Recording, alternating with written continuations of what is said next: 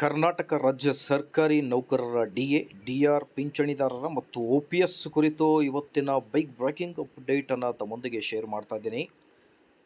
ವೀಕ್ಷಕರೇ, ವಿಡಿಯೋನ ಸ್ಟಾರ್ಟ್ ಮಾಡೋಣ. ಅದಕ್ಕಿಂತ ಮುಂಚೆ ನೀವು ಕೊಡುವ ಒಂದೇ ಒಂದು ಲೈಕ್ ನಮಗೆ ಸಪೋರ್ಟ್ ಆಗಿರುತ್ತೆ. ದಯಮಾಡಿ ವಿಡಿಯೋನ ಲೈಕ್ ಮಾಡಿ, ಅದರ ಜೊತೆಗೆ ನಮ್ಮ ಯೂಟ್ಯೂಬ್ ಚಾನಲನ್ನು ಕೂಡ ಸಬ್ಸ್ಕ್ರೈಬ್ ಮಾಡಿಕೊಳ್ಳಿ.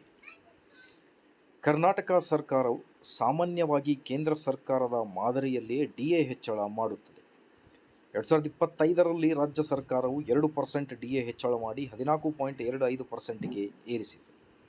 ಈಗ 2026ರಲ್ಲಿ ಮತ್ತೆ 2ರಿಂದ 3% ಹೆಚ್ಚಳ ಸಾಧ್ಯತೆ ಇದೆ ಅನ್ನೋದ್ರ ಬಗ್ಗೆ ಚರ್ಚೆ ಇದೆ. ಆದರೆ ಇನ್ನೂ ಕೂಡ ಯಾವುದೇ ಅಧಿಕೃತ ಆದೇಶ ಪ್ರಕಟವಾಗಿಲ್ಲ.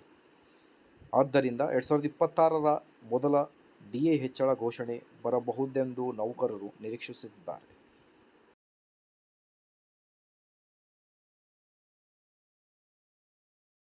ನೀಡಲಾಗುತ್ತದೆ.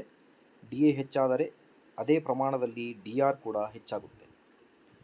ಹಳೆ ಪಿಂಚಣಿ ಯೋಜನೆ ಕರ್ನಾಟಕದಲ್ಲಿ 2006ರಿಂದ NPS ಜಾರಿಯಲ್ಲಿದೆ. ಸರ್ಕಾರಿ ನೌಕರರ ಸಂಘಗಳು OPS ಮರುಜಾರಿಗೆ ಸರ್ಕಾರಕ್ಕೆ ಒತ್ತಾಯ ಮಾಡುತ್ತಿವೆ. ಇದಕ್ಕಾಗಿ ಸರ್ಕಾರ NPS ರಿವ್ಯೂ ಕಮಿಟಿ ವರದಿ ಪರಿಗಣಿಸುವ ಸಾಧ್ಯತೆ ಇದೆ. ಆದರೆ OPS ಮರುಜಾರಿ ಇನ್ನೂ ಅಂತಿಮ ಸರ್ಕಾರದ ಘೋಷಣೆ ಆಗಿಲ್ಲ.